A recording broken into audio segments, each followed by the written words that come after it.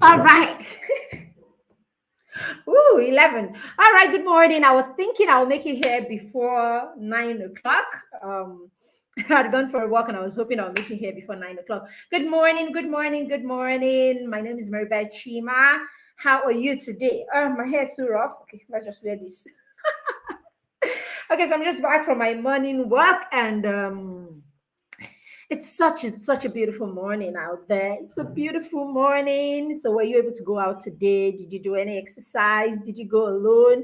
Did you go with the children? Did you go earlier? Did you go about 7:30 or thereabout like I did? Okay, when we left like close to 8 o'clock. All right. So what's going on at your end? Good morning, good morning, good morning. My name is Maribel Chima. If we have not met, and I'm the convener. Okay, I am the founder of the Parenting Through Mentorship Academy. All right, so have you heard of our fun summer program that is coming up? All right, so it's not your regular summer program, so just wait in there, just wait there. So I've had parents, a lot of parents sending me messages and asking me, sorry, can you help us with can you help me with plans? Can you help me with what the children can do this holiday and all of that? Yes, so we're here. We want to help you with what the children can do this holiday. All right. So the truth is, the best time to plan for the holiday is just before the holiday. Okay. So what I do with the children before the holiday is, at that point they are writing, they finish exams, just before the holiday kicks in, we begin to talk about what we would like to do during the holiday. Okay, so of course, if we're traveling, we would have known it's a good time to travel. It's a fantastic time to travel, really. Okay, whether you're traveling out of the country or you're traveling within the country, or you're just making trips from one town, okay, one small town to the other. I mean, just go out with the children. I mean, if you cannot even travel, just decide to, take one long ride one of those days to visit someone, a family member, a friend that is, a little, not so close, or I mean, lives in a location that's not so close to your location. All right. So the road trips are amazing. Moving away from your location, it's amazing. It's a good time to actually like pack your bag and actually go over to a family member or friend's place, even if you're in the same city, like just go spend time together, go for strolls in the morning, barbecue, lunch, picnics, whatever. You want to add some fun to your holiday. Holidays are the best times for you to create memories with your children.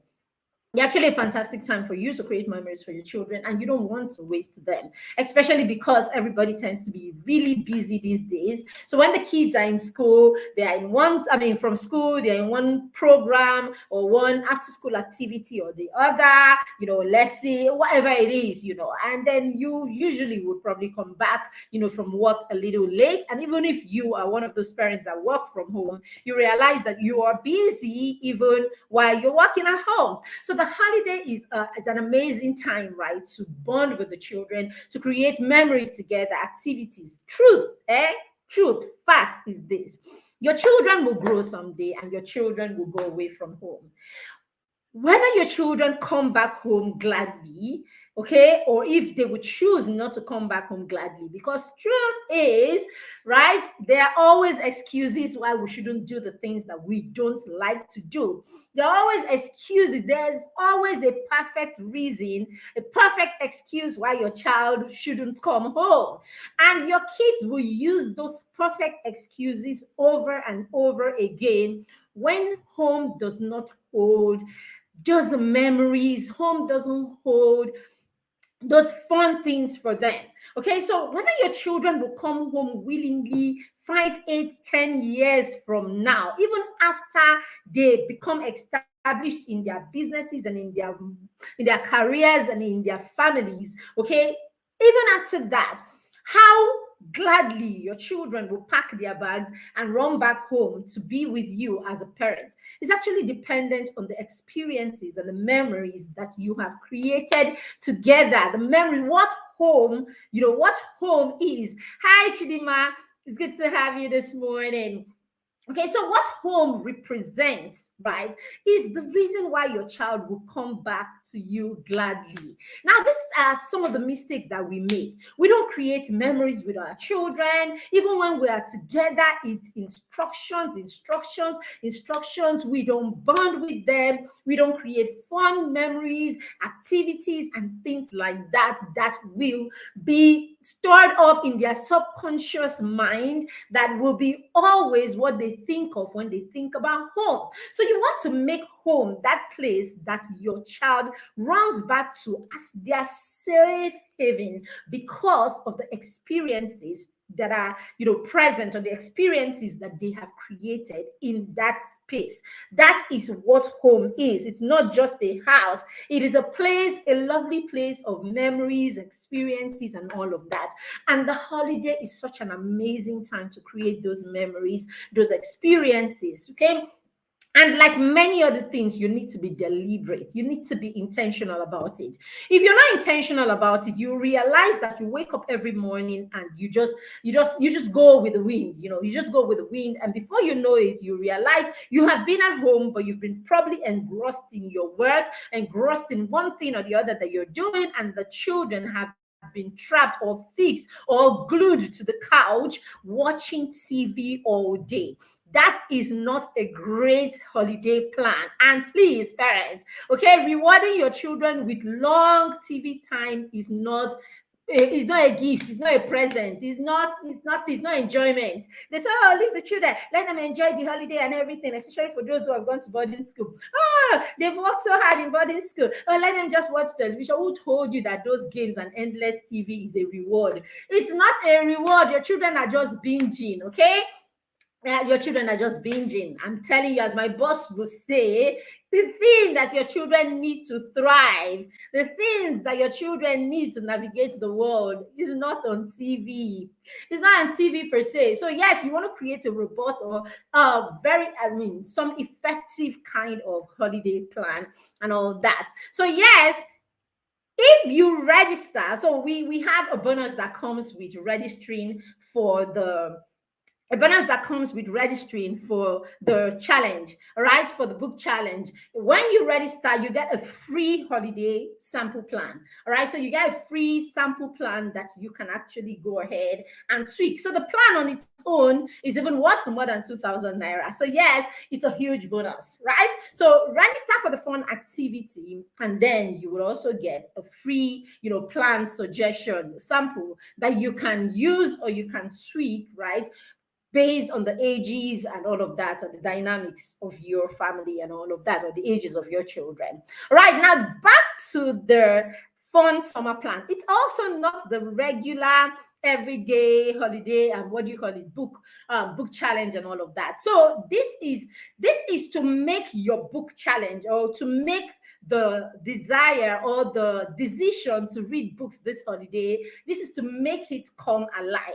We want your children to read books, because they enjoy reading, because there is a motivation to read. We want to create fun out of their book reading activities. Do you understand? And hey, if you didn't have it in your plan that your children should read books this holiday, I beg you, please don't do that to those children. Okay?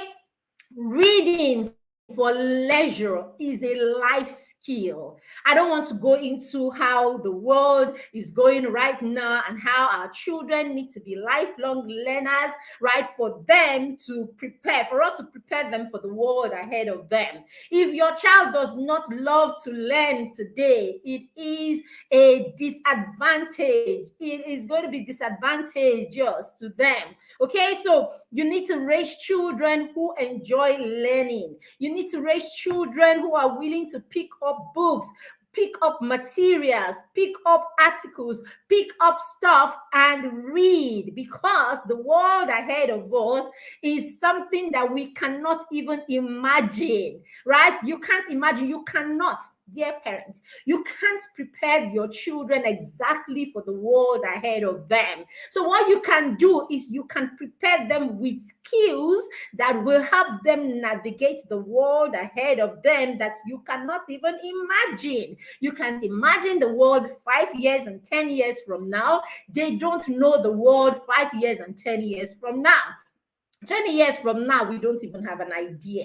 Okay, we don't even, there are speculations here and there, but we don't have an idea where the children are going. So the best you can do for them today is to prepare the ground. You know, the way before the planting season, a farmer goes and then he prepares the ground, makes the ground fertile, you know, does all the weeding and does all the manuring or whatever he's using to enrich the ground. That's what you're doing to your children, and that's what you should do to your children. You should raise them right in stimulating environment. You want to stimulate their brains such that their brains are a powerhouse waiting. So whatever the world throws at them in 5 years' time, because they are willing learners, they're able to get what it is that they need to learn it and then get on track quick. So the world is for people who can think on their feet. The world is for, I mean, the future is for people who are ready to learn. The future is for people who are not, I mean, you cannot today, even as a parent, right? I was at a conference, DIP conference recently, and someone said that the new anti-aging cream is knowledge, right? So for you to continue to be relevant as a person, you must update your knowledge every day. Update. I mean, you can't even ride on the knowledge of last month, right? You can't ride on the knowledge of last year, last month, even the knowledge of yesterday, upgrade today. Yet there are parents who want to ride on the knowledge of how they were parented 20, 30, 40 years ago to raise children today. You lie. You are going to put your children in a highly disadvantaged position. So yes, the least you can do for your child today is to ensure that your child is a powerhouse of information, knowledge, and your child is a willing, lifelong learner. So yes, a good way to start nurturing children to be lifelong learners is to introduce them to reading books for leisure. Okay, a lot of times children will pick their books and read for exams. You are forcing them to read for exams. Their teachers are forcing them to read for exams. They have to sit for the exams and they want to do well in the exams. They know that if they pass, you will be happy with them and all of that. So they are compelled to study for exams because it is exams. But if there is no exam, there is no testing coming up, there is no exam coming up, there are no statutory tests coming on, will your children pick a material and read it for knowledge, right? Would they pick and read it for knowledge? So that's what we're talking about. And a good way to stimulate children, or a good way to get children to be lifelong learners, or to introduce them to lifelong learning, is by introducing them to books early in their life. Okay, and I always say the formula for getting a child to do anything at all, the formula for raising children who love to do things, okay, or love to learn, is creating activities that give the children a sense of satisfaction that becomes the motivation for the child to do that thing. So it has to be an activity plus a sense of satisfaction, and then that is the motivation for the child to do that thing willingly. So yes, you need to have reading books as part of their activities for this holiday. Have that. That's one thing. Now, the fact that you have the book does not mean that the child will jump and read them. I'm sure some of you have bought books that your children have never touched, right? I hear parents tell me those things every time. I have bought books, so it's not like I'm not buying, they just don't want to read. Yes, get the books. Now, after getting the books, because we want our children to do things because they want to do it, right? Yes, this is what we want for them, but we can't force them. We have moved from that era where you drag children, pull them, tie a leash on their neck and force them to do things. Okay, they will pretend and they will do it for you. When you're not there, they will not do it. Forget that story. Forcing children to do things will not cause them to internalize those things. That's the reason a lot of us went to school and studied all kinds of things, and then 4 years down the line, they ask you, you don't nothing about the last course you did in the university. You know what I'm saying? So right now we're raising children who are willing learners. So you want to raise a willing learner, not a forced learner. You want to raise a learner who is willing, right? So yes, we want to raise children who want to read. So during that challenge, when we begin the challenge, we will give you a fun way to introduce the challenge to your children. All right, you introduce the challenge to your household and then get the children ready to key in. Then the children will set their goals for the holiday. If the child wants to read only 3 books, dear parents, it is beautiful. It is okay. Okay, depending on the level where your child is at, depending on how strong your child is as a reader. And this challenge is for every kind of reader.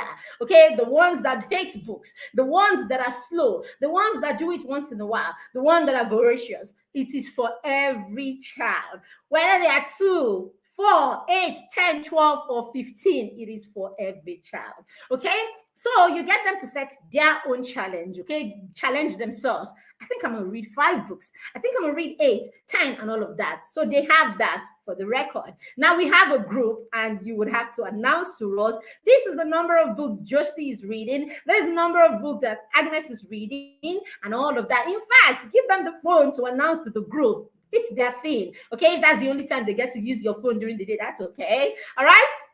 So they announce to us how many books they are reading, and then we take the lead. So what we do is we give you fun activities. Don't worry, they will really be fun. Some of those activities, some of the activities going to be, the first week is going to be explore the home. So we're going to go crazy in your home, different things the children will do in the home that will promote them reading, that will cause them to read. They will read. Yes, they will read. All right. Through the activities, they will read. So the first week we're home exploring your entire home. The next week we're outdoors. Okay, so we're outdoors, and then we'll have activities every day that will promote reading outdoors in different ways. Don't worry, we're here. So my kids and I are doing the challenge also. So you will get our pictures first to guide you. So our pictures will be the first one. We will report first every day so that you can use that, to guide your kids, or the kids can use that to guide themselves. So it's going to be a lot of fun. You're doing, all the fun activities and all of that, and that will lead, at the end of the day, you realize they've read.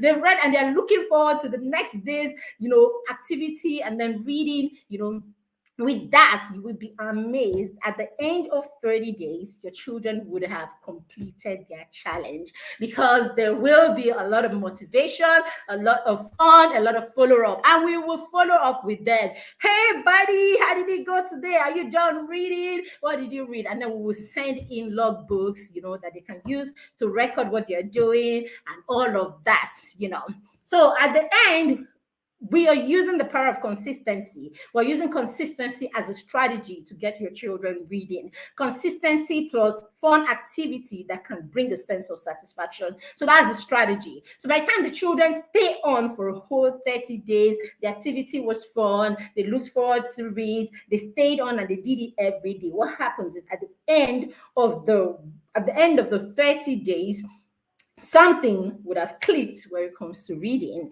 Okay, and then we'll follow up for a little bit, and you realize your book hater would have been transformed to a book lover. Okay, so that's it. So, and all of this that I've talked about, all these beautiful things I've talked about, is for just 2,000 naira. So why don't you go ahead at the end of this video, check the link below and click it, or use the information and register for this challenge. Register for your child, register for all your friends, their children, let them register. If you are building a circle, if you have your circle and your children are the only one doing things, and their friends and the friends of your friends, people in their circle, are not doing the same things, you will still sabotage your children, because if you're not on the same page, there is a likelihood that your children will still fall at the side of the road, right? Because they don't have people around them who encourage them to be better, or who empower them, encourage them, or motivate them, because hey, we're all doing about the same thing, or we all have about the same sense of value and all of that. All right, so that's it. So go ahead and click the link, use the information, register for this challenge. The challenge begins in 3 days time, and I promise you it's gonna be Fun all the way. All right. So my name is Maribel Chima, and I'm signing out right now. Okay. Thank you for joining me. I see you, Chidima, and every other person who's joined. I can't see you because you didn't say anything in the comments, but it's all right. Thank you for joining us. All right. So bye. See you in the challenge. Go register right now. I will see you in the challenge. I promise you it'll be fun. Bye.